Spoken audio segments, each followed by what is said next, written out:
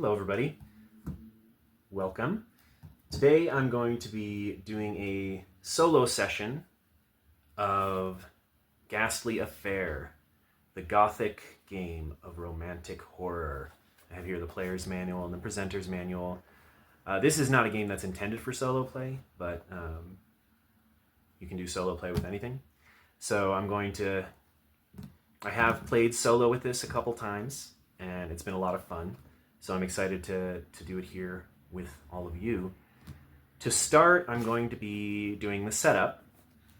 I have a pretty good idea, I think, of what I want the hook to be, the story to be, at least the initial sort of like hook into this particular affair. And I have some sense of kind of the characters I want to, but I'm going to go through and create the characters, and I'm going to take a look at some other materials that I use for inspiration, for characters, setting, plot hooks, that sort of thing. And yeah, so this first section is just going to be setup. And after that, I'm just going to get right into playing. And we'll take a look at what it's like to play Ghastly Affair, and hopefully have a good time. I picked this in particular because I'm a huge fan of Gothic horror and Gothic romance.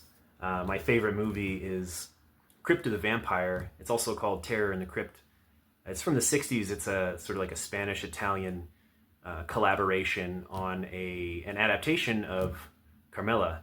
So there have been a lot of movies in the Gothic, I'll just say lesbian vampire genre, that draw strong inspiration from and are sometimes very loose adaptations of Carmilla, but Crypt of the Vampire is an actual adaptation. It changes, it's a little different near the end, but I don't think that the end of, or the last portion of Carmilla serves the cinematic format very well. But other than that, it's got all the things I love from that book, and it's got so many awesome Gothic tropes and all the juicy Gothic things that you want in a horror movie. It also has a young Christopher Lee in it, so check it out. Anyway, all that is to say, I love Gothic horror. It's my favorite genre of books, movies, pretty much anything. And so when I saw this, I had to get it. And yeah, so that's just a little bit of that. Let's get right into making characters, I guess. I have some character sheets printed out here, official character sheets. I've got 3. I don't know if I'm going to do 3 characters. I want to do probably 2, maybe 3. We'll see. We'll see how things go. But to start, let's flip in here to the character creation. So the way this system plays is pretty straightforward. You have your ability checks where you're just rolling a d20 and you have to roll under. And yeah, pretty straightforward. You've got your stat, and you have to roll under whatever your stat is, but your stat can get modified by various things, from assets or afflictions you might have, special abilities you might have, or weaknesses, or environmental factors, or even equipment, that sort of thing. So it's pretty flexible and pretty simple. Lots of just d20 rolls, so very, very easy. But let's get into character creation here. Right. Oh, I love this book. It's full of these really great... I love the pencil illustrations, or maybe that's ballpoint pen, I'm not sure, but I love these illustrations, these full-page ones, but I really also like all these little silhouette illustrations here. You got a werewolf attacking a woman with her baby. Where's one of my favorites? I really like this one in the... it's in Common Situations. This one's one of my favorites. I just love that. All right, guys. Anyway, so let's go ahead and start. Character inspiration. This character that I'm going to work on first is the sort of archaeologist or antiquarian. It's probably the more appropriate term for this era. He likes to go and get rare ancient artifacts and collect them. And So his inspiration, I mean, I don't want to say Indiana Jones or Tomb Raider, because this is a very different context, but I'm going to say, yeah, we'll just say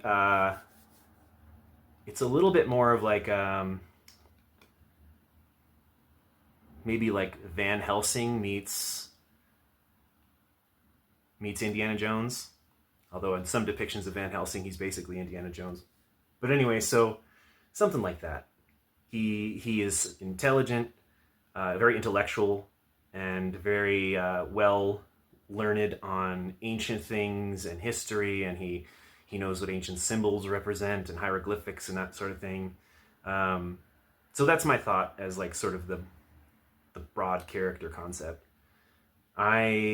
We move on to character class. There's a pretty easy choice here. So they got a bunch of cool character classes in here. If you don't have this, I really recommend it. It's pretty awesome. This is made by someone who's clearly very well versed in and very passionate about Gothic horror, and so I love that.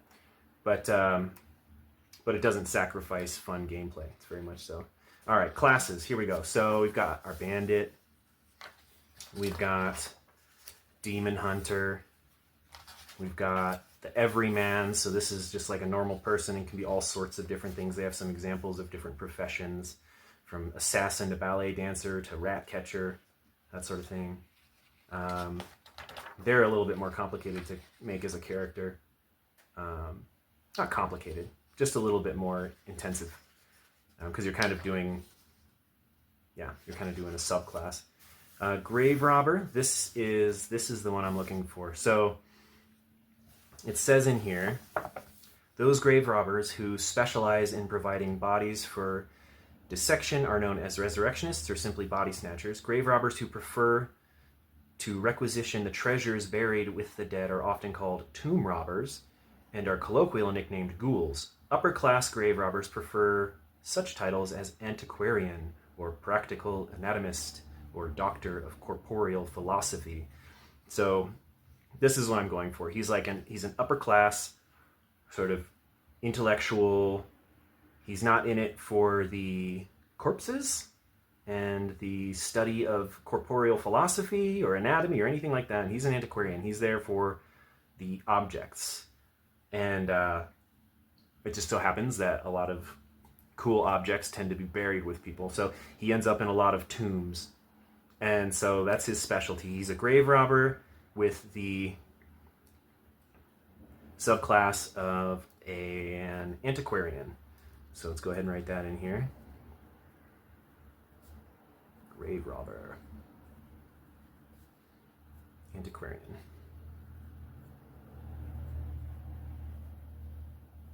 Alright, he starts at level 1 with 0 XP. And let's go back to our character creation here. Step 1, character inspiration. Step 2, character class. And step 3, background. So this is where I kind of want to draw in a little bit from another source that I'm using. This is inside my little homemade binder here. I've also got, I'll show you these while I'm fingering through it, the Book of Restless Dead, also by James Hanley. That's the author of Ghastly Affair, Daniel James Hanley. And then, so this is the Book of the Restless Dead, so a bunch of different undead creatures. And then the even bigger Book of Wondrous Beasts, which has all sorts of sort of mystical, magical beast type creatures. But that's not what we're here for today. Ghastly Companion to Castles, Mansions, and Estates is this massive tome about creating in extreme detail the estate that you may want to have your affairs take place in. And I look forward to using that someday, but we're not using that today. What I wanted to show you was the Gothic Horror, the Simple Approach. This is a newer release from Lightspress. They got a bunch of these. The Simple Approach is their tabletop role-playing system. And they have all these different thematic books released. I got this on Drive-Thru RPG. but they go into these different genres and provide you sort of in-depth character character concept, inspiration, and setting and plot hooks and that sort of thing. It shows you how to create character settings and plot hooks within this specific genre in particular. They've got Gothic horror. I think they just released grim fantasy, something like that. But they've also got, fantasy, historical fiction, and the normal genres you would expect. Definitely worth checking out. I've been really enjoying this. But I like to use this here for a little inspiration on the character background. They have an interesting approach here where you have your character archetype, and it's sort of like their defining role. That sort of influences, or what's the word I'm looking for? I guess, yeah, influences or dictates sometimes the choices they'll make. So it's not specifically like a class, right? Like grave robber. It's more of sort of like that their character archetype, that what sort of person they are. And so this has a list of examples here. It's a d20, so I'll go ahead and just roll a d20 to see who this guy is. A 1. Okay, so a haunted heir is what we rolled for. Inherited guilt defines you, whether through cursed bloodline or ruined estate. Each choice feels shaped by ancestral sin, binding you to a past that never releases its hold. Family secrets weigh as heavily as the world's judgment, ensuring that legacy drives your steps, even when you long to break free. Okay, so very Gothic horror there. Your legacy, your ancestors, sort of, it's almost like a curse, right? They haunt you. They haunt you, and it seems like every decision you make is sort of, gosh, there's a word I'm trying to think of, is flavored by this haunting presence of whatever your ancestors did, and the way that it clings to you and influences your choices and such. So, haunted heir, I like that. How would I want to sort of expand that for this character? We'll say, let's list that up here in his background and personality. Haunted heir. So I kind of wanted, it's like I need to know maybe his ancestors or his family line. I wonder if they were, I'm wondering if the fact that he's an antiquarian or a grave robber is sort of reflective of that. Like maybe his ancestors were also antiquarians. Maybe they would create, what's the term? They would create fakes. They would create inauthentic replicas. There's a word for this. This is going to happen a lot. There's always a word that I'm trying to find. Anyway, they would create, God, it's on the tip of my tongue, fakes of these very renowned or infamous or famous artifacts. Right, so his family essentially gained all of its wealth by, oh my God, I know where the word is. I'm gonna find it. That's got to be painful for you guys. I'm sure you know exactly what word I'm talking about. Forgeries. Okay, so his ancestors, they gained all of their wealth and nobility through forgeries. Ancestors.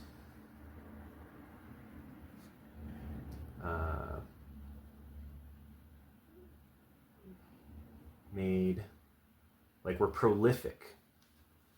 They made forgeries, and they were very prolific. of course, no one knew they were making forgeries, right? But they were prolific, famous antiquarians that then were brought to shame when it came out that what they were selling to people or requisitioning for people were all forgeries. So the family was disgraced, ultimately disgraced. So this fact, you can see why this would haunt him. He's an antiquarian trying to make a reputation for himself, trying to do this on the up and up, and this legacy of forgeries and just lying and cheating people out of massive amounts of wealth all throughout the nobility haunts him, right? So he's got something to prove, and he's got the way that people are going to interact with him when they hear his name is gonna immediately present doubt. Like they're going to be very doubtful of him and his legitimacy and how safe it is to actually work with them. All right, I like that. So then we have personalities, and so this is more about exactly like how you act, not why you act, which is kind of like how you act. So let's roll a d20 here. We got 11. Cold analyst. All right. Emotion rarely pierces your calculations. Each moment becomes puzzle. Each ally a variable in equation. Others struggle with your detachment, but your clarity cuts through panic. This precision proves useful, yet it strips warmth. Companions trust your logic, even as they question whether heart remains behind it. All right, so yeah, cold and calculated person. People sort of, like I said, they know that they trust the logic and the factual approach you have, but they just never know like whether you have any sort of good intentions. They can never trust your intentions really behind it, and you struggle to connect with people. Like I said, you end up with the precision is useful, but it strips warmth, right? Like you may be able to come up with the right answer, but the answer you may come up with may not sit right with everybody, and it may not be something where even sitting right with people or other people's well-being is even in the equation, right? So I'm going to just put cold and calculated.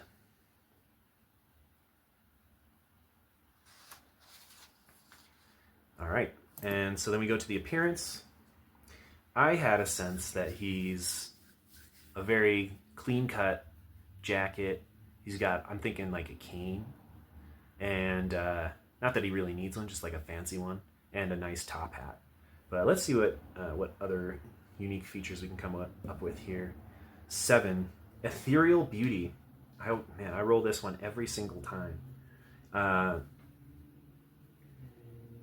All right, your features glow with unsettling perfection, admired yet feared. This beauty feels fragile, as though it might dissolve under touch or scrutiny. Admiration often slides into suspicion, since such presence rarely comes without a cost. Every smile unsettles, suggests both allure and corruption tied into the same haunting image. So basically, like you're beautiful, but this seems like that people feel that gives him like a certain sort of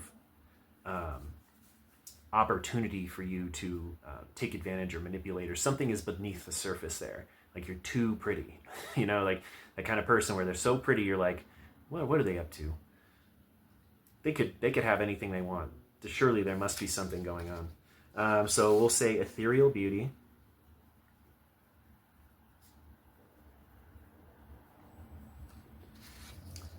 And we'll just leave it at that. He's a handsome lad. Very handsome. So handsome that it intimidates people. Identity. So This one is a little bit more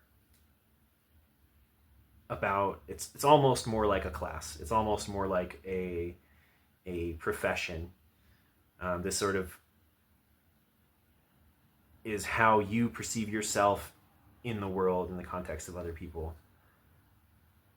So let's take a look here at what we roll for an identity. 4, faithful pilgrim, belief drives your journey, whether sacred vow or desperate penance. You measure each action against devotion, binding life to higher call. Others admire conviction while fearing rigidity. Faith grants strength in darkness, though it binds you to compromise. Each step forward becomes a new test of spirit. A faithful pilgrim. Let's see.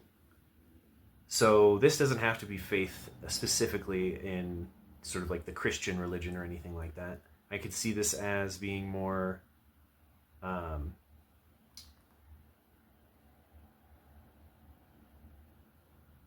more towards his school of study, right? Antiquarianism, the study of the ancients and what knowledge they held. This is what he is. It is sacred to him. It is something that's very spiritual for him. Like, this is his whole identity, is doing this antiquarian research and study and seeking out of these artifacts. It's a holy quest for him, right? So he's antiquarianism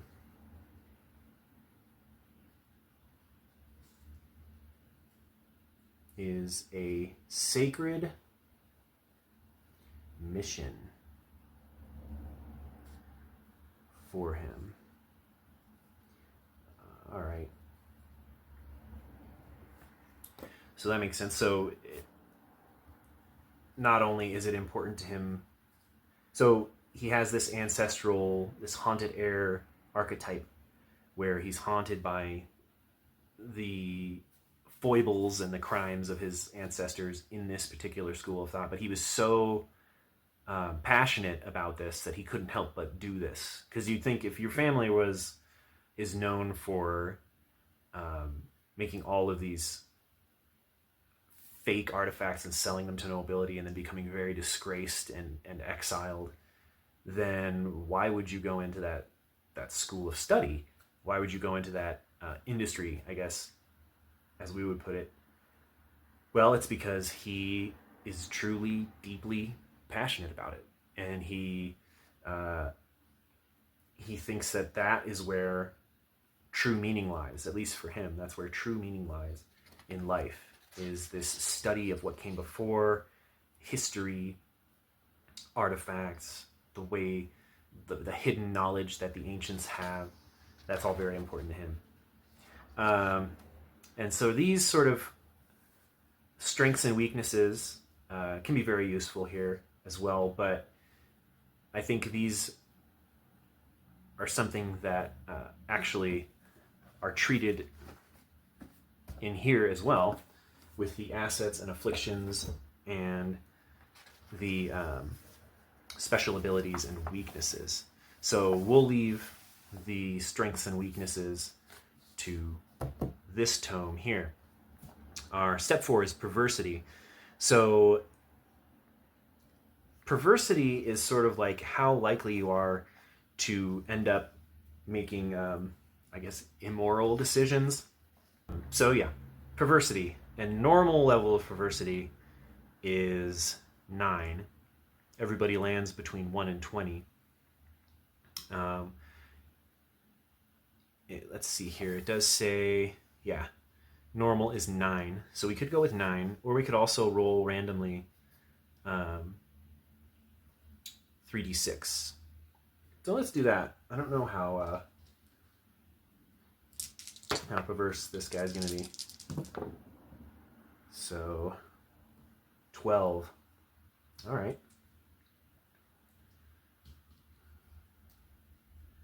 All right. So that puts us into the higher end.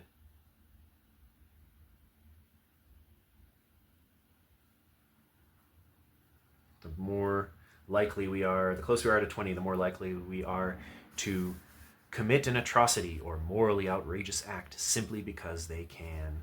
So yeah. All right. Very good. Personality, we sort of already determined that through our Lightspress, Gothic Horror, the simple approach. And let's move on to appearance. What did we decide? Oh yeah, ethereal beauty, right? I kind of talked about how he has just fancy clothes, clean cut, very noble, nice top hat. I'm going to say he's got a nice long mustache and an imperial on his chin, a little upside down triangle of hair. And then short hair, it's greased back under his hat, and he's got a cool little cane. So those are going to be, that's how I would describe him. And then I guess add to that extremely beautiful, like frighteningly beautiful, like scary because you feel like he can control you just by looking at you and by you being mesmerized by his beauty, kind of beautiful. So kind of like Dracula, I guess, right? All right. Most memorable characteristic. Again, that's going to be his ethereal beauty. Step 7, basic abilities. So with these, again, this is sort of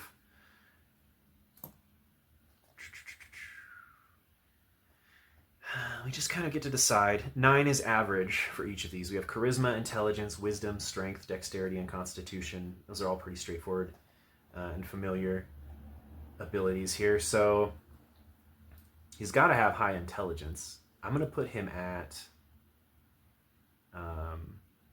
12 intelligence. That might even be underselling him. I'm going to say that he is... His charisma, he's lived this life of having to sell himself as not the continuation of his family's terrible, exiled, disgraced legacy. So I feel like he's had to have a certain amount of charisma in life. And so I'm going to go ahead and put him at 11? No, 10. 10 charisma. Wisdom, discerning, intuition, praying. So connection to the spiritual world. I don't think he has much of that. I'm going to say he's very average here.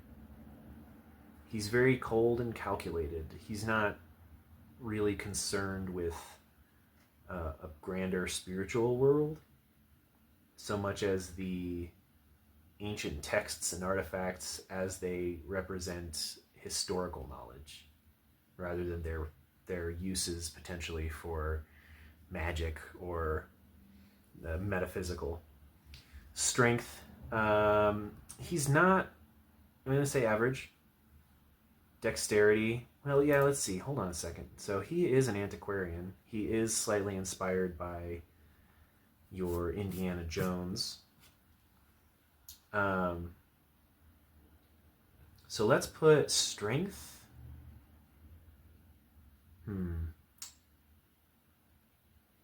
Here's what I'm going to do. I'm going to change charisma down to 9. He's average. Oh, he's cold and calculated. Let's make it even lower. Let's make this 8. He's not very charismatic. He's intelligent. He's average wisdom. We'll say average strength, 10 for dexterity, and 10 for constitution. Enduring, healing, and resisting. He's done a lot of traveling, so while he may not be super strong, he has developed a bit of a constitution in his globe trotting for ancient artifacts. And getting ancient artifacts out without damaging them, I'd say would require a bit of dexterity. So we'll say this. This is what I'm going to say. Then we go to, after we get through basic abilities, special abilities and weaknesses. And this is where we go back to our class, Grave Robber. All right, so the special abilities, we've got the description here. They got a short list of them here. And then each of them in greater detail here. So we'll go ahead and just use this list here. We have appraising. That makes sense, right? Appraising. He knows how to appraise the value of artifacts. Handle locks and traps. Again, that makes sense. Handle locks and traps. Now, these special abilities generally add a +1 bonus to your rolls for any sort of check that relates to this sort of thing, right? So, pretty straightforward. Iron Constitution. So this one is like revolves around these sorts of diseases and like nasty things you're exposed to as a grave robber as a class. So if we take a look here, often exposed to putrescent flesh, grave robbers develop a resistance to infectious maladies. Also, since they make their living in constant contact with foul sights and smells, it is impossible to disgust grave robbers. Many grave robbers are known for their gallows humor, including doing such things as upsetting corpses or using corpses like puppets, or furtively putting eyeballs in drinks. Okay, so they have a +1 bonus save against infectious diseases, including sorcery-caused diseases. They're always entitled to a Constitution save against disease effects, even when they would ordinarily not allow it. And they're immune to any mundane or magical effects that would make others feel disgusted or nauseous. Okay, so he can't be grossed out. He can't be grossed out. +1, and he gets extra resistance to diseases. Night vision. All that creeping around graveyards at night. Can't exactly have a light on you. Night vision. Another pretty self-explanatory one. And then weaknesses. So criminal entanglements. Okay. I might actually... We're an antiquarian. So we're more on the up and up, although we do steal from the dead. So not all of it is like your approved art excavations of ancient sites for in whatever way that existed back in this time, 1700s and 1800s.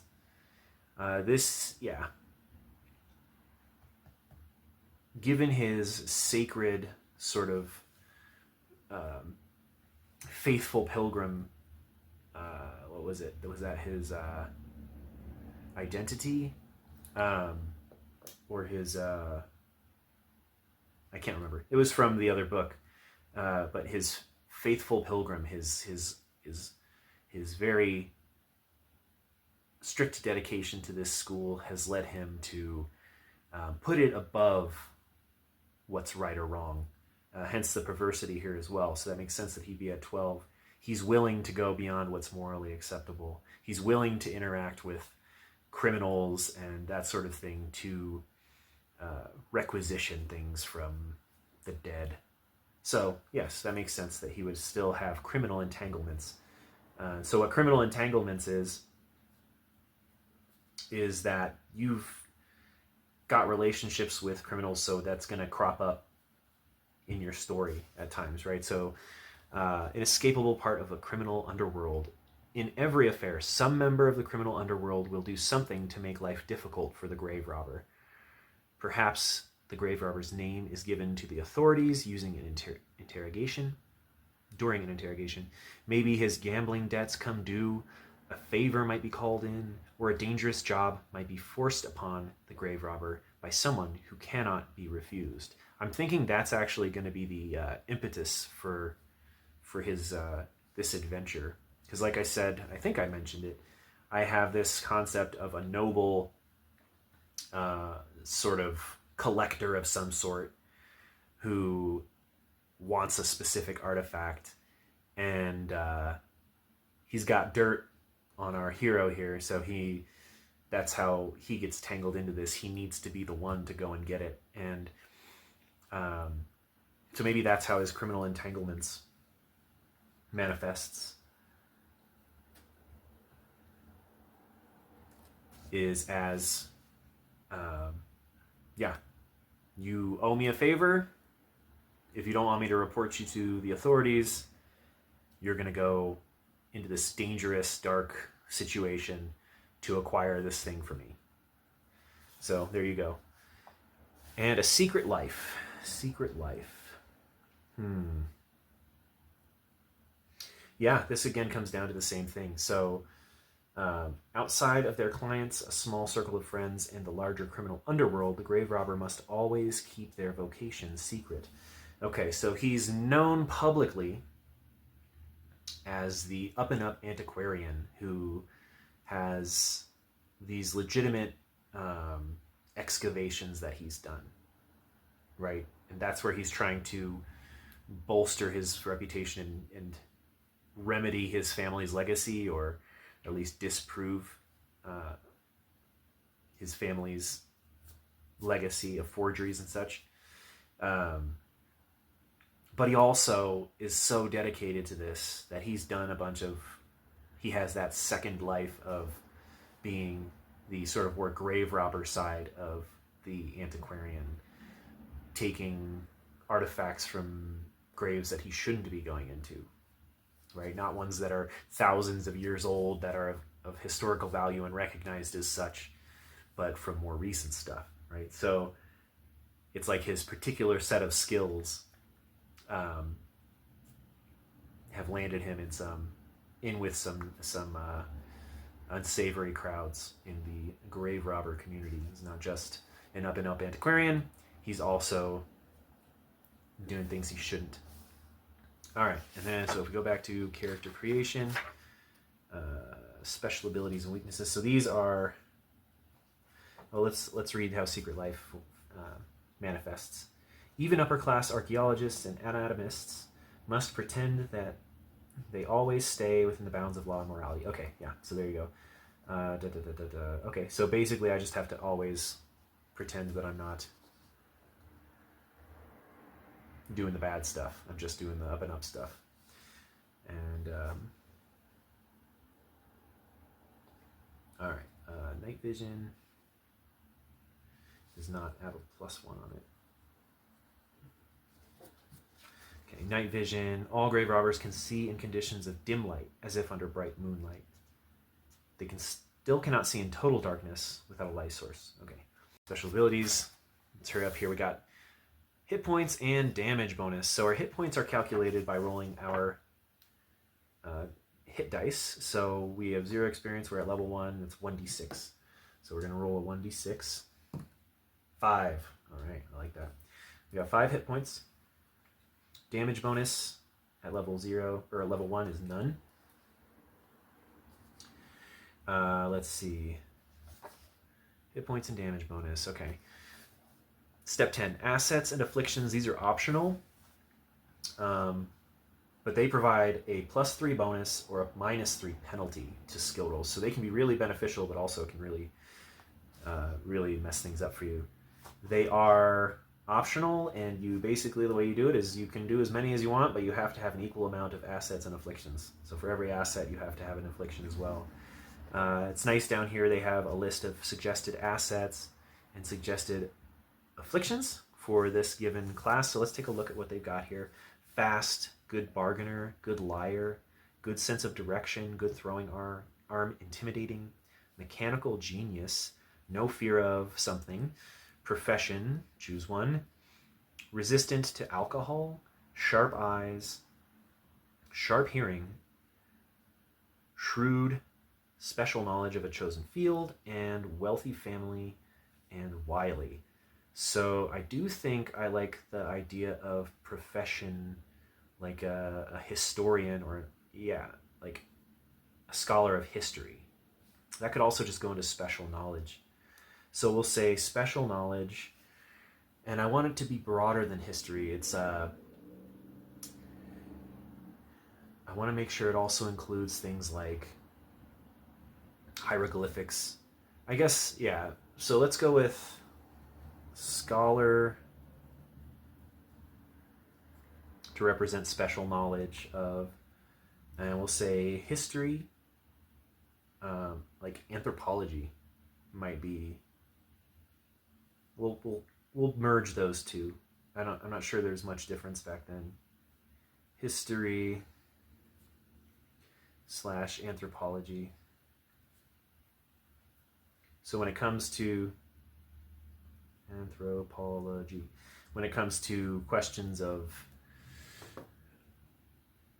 ancient art, depictions of ancient art, ancient text, ancient hieroglyphics, ancient symbols, when it comes to ancient artifacts and the way that sites would be structured, he knows, he has special knowledge of that sort of stuff. So he'll, in a tomb, might have a better sense of what the layout of the tomb is and what the rooms meant and what they were for.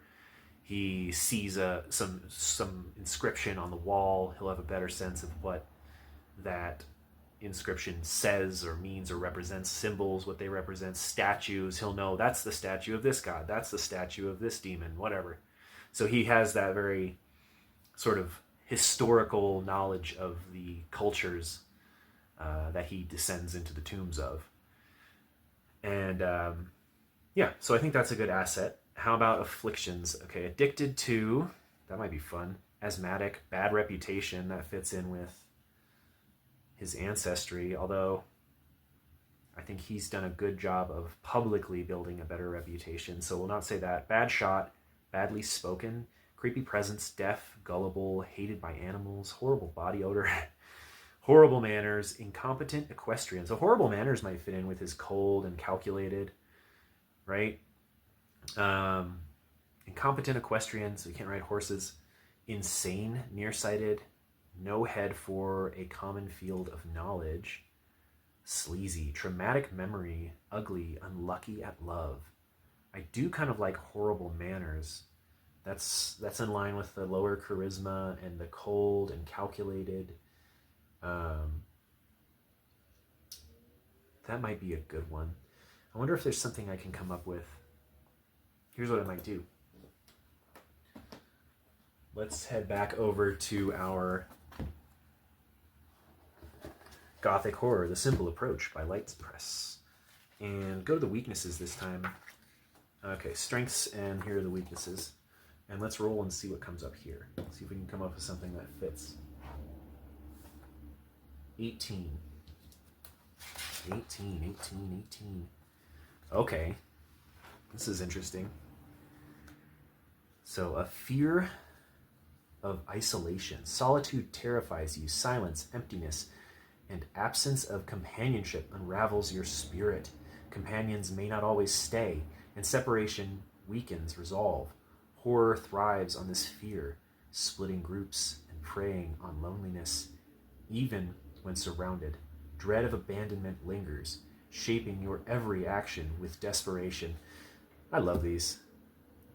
They're a little unsettling because every time I read one, I feel like it describes me, especially this one. But let's go ahead. I like that. So because that is a serious weakness for an archaeologist, isn't it? Yeah, that can lead to some really interesting, I feel like, circumstances. So let's go with fear of isolation. What a bad affliction to have as a grave robber.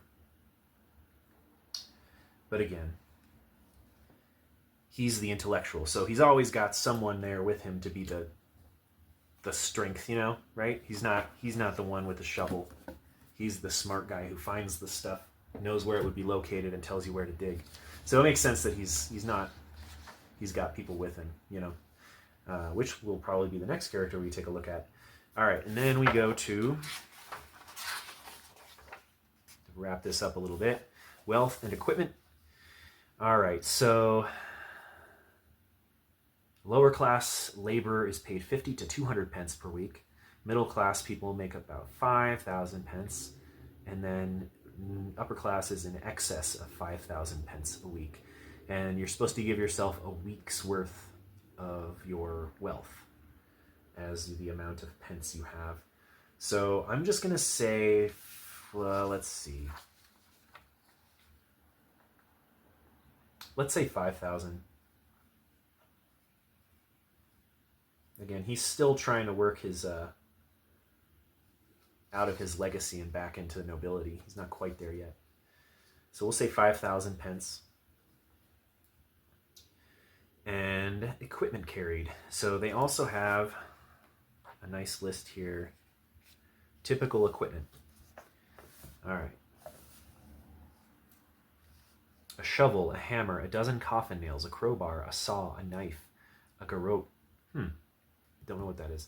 One set of rugged clothing, a book of anatomy, old rags, a vial of rat poison, one set of fine but stained clothing pilfered from a recent grave, a piece of stool and jewelry, a human hand, a wheelbarrow, a loaf of black bread, a bottle of gin, a wooden stake and mallet, and 100 to 500 pence. Okay, so a lot of these don't apply to this guy. He's more of, again, the antiquarian, the archaeologist sort of guy. I will say that he has, let's get his clothing. It's not going to provide any armor protection. He's got, let's see, there's a way that it's put in here. Where are the items? Preternatural effects. There we go, okay. Entertainments. Clothing. We'll say he has an upper class man's outfit. So upper class man's outfit. He's got his trusty cane. We'll make it out of ivory. Ivory handled cane, just for aesthetics. Could have come in handy for defense. Maybe it's one of those that has a knife in the handle. I don't know. We'll see. All right, and let's see here. Oh, we're not on to speed yet. Let's see what else we would have. I don't think he's going to have any jewelry. I think that his ivory-handled cane is enough. Got clothing, cosmetics, entertainments. Oh, this did have a book of anatomy. So let's say a book on archaeology. And then he has a bag of tools, which is going to be like your brushes, your magnifying glass, your little picks, tiny hammers and picks, and this and that to deal with the minute of archaeology. Tools, so we'll put in parentheses archaeology tools. He's got his bag with him because he knows he's about to get down to some archaeology. Let's see here. What else would he have? Food and drink. He should probably have a bottle of gin. I like the idea of a bottle of gin. Given that he's like constantly afraid of isolation, even when he's among people. All right. And livestock. Do we want to give him some food? Let's see. Fruit. Maybe some dried fruit or something. Dried dates. Yeah, because I don't...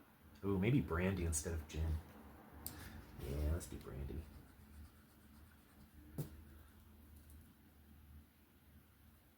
It's fancy. Brandy. All right. What else? Miscellaneous. Barometer, book, candles. I'd say there's probably some candles in his bag of tools. Clock, comb, lantern, newspaper, oil lamp, playing cards, telescope, writing quill. I think his bag of archaeology has like a writing quill in it, candles, like some paper or like a empty book or a journal to write in. Like that's all part of his bag of tools for archaeology, so we'll say that is in there. Anything else? Weapons. He's got his cane. Properties. So we'll leave that. All right, that's good. Now we move on to final steps. Wealth and equipment, speed and armor class. So his armor class is 0. He doesn't have anything that adds any protection. And speed is 9. You start it as 9. Unless you're a bandit, then you have 10. And then also unless you have some sort of restrictive clothing. And I don't think his clothing is that restrictive. All right. Then we need to do a name. So I'm actually going to use another resource. This is one I made for myself. I'm still working on it, so I'm reluctant to even show it. But it does have a little name section. So there's Garrick on this card. Garrick. And I also, this is my little made-at-home card. Normally I'll laminate, but I'm still figuring these out, so I didn't laminate it. I just put it in a sleeve with a regular card, which is kind of nice because I have regular cards as well. Because some of the GM emulators I dabble with require a deck of playing cards, so it actually was perfect. Anyway, so Garrick, and then I have a last name on here too. Black is the first part. Garrick Blackfell. Ooh, I like that. Garrick Blackfell. All right, that's a good name. Garrick Blackfell. All right. Oh, let's put Ethereal Beauty down here. Ethereal Beauty. All right, so there's our first character. We've got Garrick Blackfell, and we'll make this next one a little bit quicker. In fact, I think I kind of want the story to decide who's coming with us. So maybe we won't make this character yet, because here's what I'm envisioning. Hey everybody, I'm going to interrupt the video here, and this session I feel like got pretty long, and there's actually a nice natural break right here between character creation and sort of the setup of the hook and where the adventure begins. And so I'm going to go ahead and put a break here, split it into 2 videos, so you can go ahead and check out the next video, and we'll get into, again, the plot hook. What's going on? Where do we start? And what do we got to do? See you there.